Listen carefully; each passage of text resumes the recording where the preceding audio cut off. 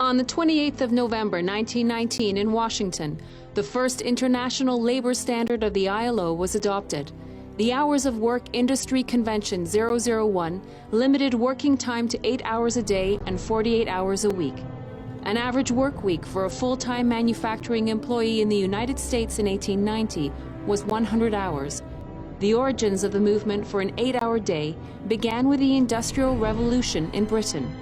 In 1817, British textile manufacturer Robert Owen raised the demand and coined the phrase 8 hours labor, 8 hours recreation, 8 hours rest. The first piece of British legislation governing work hours was the Factory Act of 1833, limiting the workday for children in factories. In the United States, the Labor Reform Association, founded in 1864, and the Grand 8-Hour League of Massachusetts, formed a year later, became the centers of the American movement.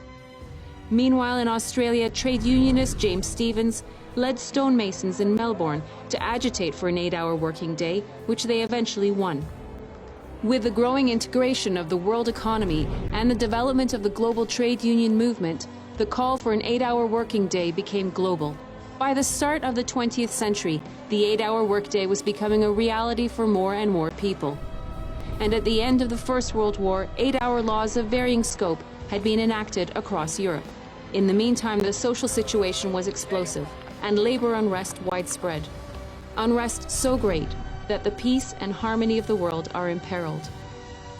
To face this challenge, the International Labour Organization was created in 1919 as part of the Treaty of Versailles. The peace treaty included the declaration that the adoption of an 8-hours day or a 48 hours week as the standard to be aimed at was of special and urgent importance. This urgent call was soon met at the first session of the International Labour Conference in Washington in 1919 with the adoption of Convention 001.